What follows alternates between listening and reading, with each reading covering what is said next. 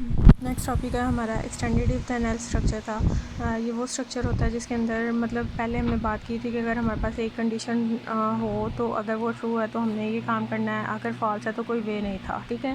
दूसरी के अंदर हमारे पास ये था कि अगर एक कंडीशन ट्रू होती है तो वो चलेगी, अगर वो कंडीशन फॉल्स हो जाती है तो एल्स वाला पार्ट चलेगा, ठीक है।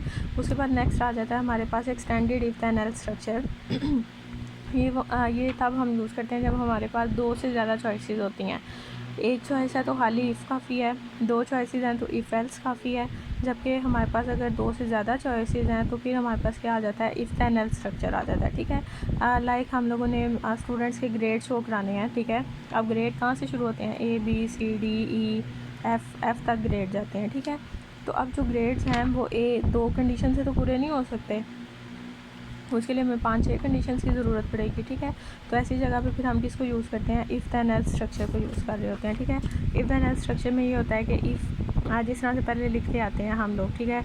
इफ़ कंडीशन लिखेंगे, देन का कीवर्ड होगा और फिर स्टेटमेंट्स होंगी, ये इफ़ की बॉडी होगी, ठीक है।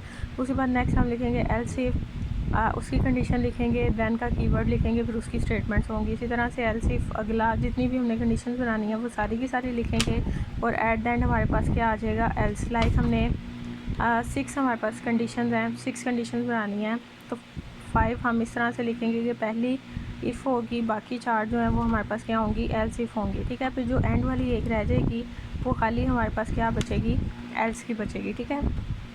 उसमें सिर्फ एल्स लिखेंगे कि मतलब अगर इनमें से कोई भी कंडीशन ट्रू नहीं होती तो फिर कौन सी कंडीशन चलेगी, एल्स वाली चलेगी, ठीक है। तो ये हमारे पास क्या है, extended if then else structure है। ये उसने बताया हुआ है कि कंडीशन 1 ट्रू है तो उसकी स्टेटमेंट ब्लॉक 1 चल जाएगा, अगर वो कंडीशन फॉल्स है तो फिर किस पे जा जाएंगे, कंडीशन ट्रू पे अगर वो ट्रू है तो स्टेटमेंट ब्लॉक 2 चल जाएगा, अगर वो कंडीशन ट्रू फॉल्स है तो हम किस पे आ जाएंगे, कंडीशन एन के ऊपर, ठीक है। जो भी कंडीशन है वो चली जाएगी, अगर वो भी फॉल्स है तो हम किस पे आ जाएंगे, कंडीशन ब्लॉक n+1, यानी कि ये सेकंड लास्ट है तो लास्ट पे आ जाएंगे, ठीक है। अब यहाँ पे उसने प्रोग्राम दिया हुआ है, write a program that input marks, आपने यूज़र से मार्क्स इनपुट में लेने हैं। इट डिस्प्ले ए ग्रेड, आपने ए ग्रेड शो कराना है। इफ़ मार्क्स आर 80 और अबव, अगर मार्क्स उसके क्या हैं 80 या उससे अबव है। बी ग्रेड शो कराना है if marks are between 60 and 79। C grade if marks are between 40 and 59। And D grade D grade otherwise, ठीक है। यहाँ पे थोड़ी सी मिस्टेक की हुई है, ये क्वेश्चन में ये नहीं होना चाहिए। ABC शो कराना है और आपने क्या शो कराना है, यू आर फेल। आपने यहाँ पे जो अगर इसके अलावा कोई आता है तो फिर आपने उसे क्या शो कराना है कि यू आर फेल, ठीक है। अब यहाँ पे dim marks as integer, marks को इनपुट में लेना है, मतलब मार्क्स एक वेरिएबल है, ठीक है।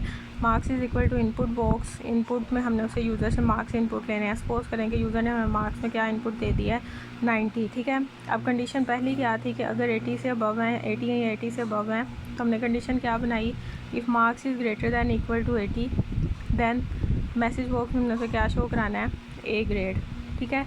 सेकेंड कंडीशन क्या थी, else if marks is greater than equal to 60, क्योंकि सेकंड कंडीशन में गया था 60 से 79 तक, ठीक है। 80 तक हमने कर लिया, अब 60 तक, 60 की कंडीशन आपने बनानी है, ठीक है। अगर 60 से ग्रेटर है लेकिन 80 से कम है तो फिर आपके पास कौन सा ग्रेड आ जाएगा, मैसेज बॉक्स में आपने उसे क्या शो करा देना है, बी ग्रेड। सेकंड में उसने क्या लिखा, else if marks is greater than equal to 40 से लेके 40 से ज़्यादा है लेकिन 60 से कम है तो फिर आपके पास कौन सा मैसेज शो होगा, सी ग्रेड।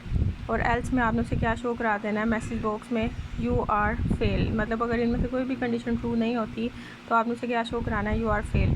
अब यहाँ पे 90 था, फर्स्ट कंडीशन क्या थी, marks is greater then 80, condition true हो गई, 90 is greater then 80, condition true हो गई, तो मैसेज बॉक्स में उसने क्या शो करा दिया, ए ग्रेड, ठीक है। अगर ये कंडीशन फॉल्स होती तो फिर हम अगले पे जाते, फिर अगले पे जाते, लेकिन जब वैसे ही वो ट्रू हो गई तो मैं अगली वाली चेक करने की ज़रूरत ही नहीं, खुद ही आपकी इसकी कंडीशन ख़त्म हो जाएगी और प्रोग्राम जो है वो टर्मिनेट हो जाएगा, ठीक है। उसके बाद ही नेक्स्ट है हमारे पास, write a program that stores total annual total annual fees ₹8,000 in constant total fees आपने कांस्टेंट लेना है जिसके अंदर 8,000 आपने स्टोर करा देना है, ठीक है। It inputs marks of the students, आपने यूज़र से स्टूडेंट के मार्क्स जो हैं वो इनपुट में लेने हैं, एक चीज़ इनपुट लेनी है। And then assign scholarship in rupees to students, और फिर उसको स्कॉलरशिप देनी है ऑन द फॉलोइंग क्राइटेरिया। अगर तो उसके मार्क्स जो हैं वो 700 से ग्रेटर हैं तो उसको 3000 स्कॉलरशिप मिलेगी, यानी कि 8000 में से 3000 माइनस हो जाना चाहिए, ठीक है। फिर अगर उसके मार्क्स जो हैं वो 650 से 699 के दरमियान है तो फिर उसको 2500 स्कॉलरशिप मिलेगी, और अगर 600 से 649 के दरमियान है तो 2000 स्कॉलरशिप मिलेगी। The program also display actual annual fees to pay after scholarship. फिर आपने उसकी क्या शो करानी है कि जो एनुअल फ़ीस 8000 थी, आफ्टर स्कॉलरशिप जब उसको स्कॉलरशिप मिल जाएगी तो फिर उसकी मतलब उसको माइनस करके कितनी फ़ीस बनेगी, ठीक है। सबसे पहले हमने एक वेरिएबल कांस्टेंट लेना टोटल फ़ी के नाम से, और उसके अंदर हमने क्या रखवा देना है 8000 उसमें आ गया। अब हमने यूज़र से इनपुट में क्या लेने हैं, मार्क्स लेने हैं, ठीक है। Marks is equal to value, इससे यूज़ होता है कि इनपुट बॉक्स में जो एंटर किया जाए हम उसकी वैल्यू को गेट कर लें। तो सपोज़ मार्क्स के अंदर हमारे पास उसने 650 दे दिया, ठीक है। अब कंडीशन हमने पहली बनानी है, if marks is greater than equal to 700, अगर 700 से के इक्वल हैं या ज़्यादा है तो देन एक स्कॉलरशिप का वेरिएबल हमने डिक्लेयर किया स्कॉलर के नाम से, उसके अंदर क्या आ जाना चाहिए 3000, ठीक है। सेकंड कंडीशन क्या है हमारे पास कि अगर मार्क्स 650 से ज़्यादा हैं तो फिर उसके अंदर स्कॉलर वाले वेरिएबल में क्या आ जाना चाहिए 2500।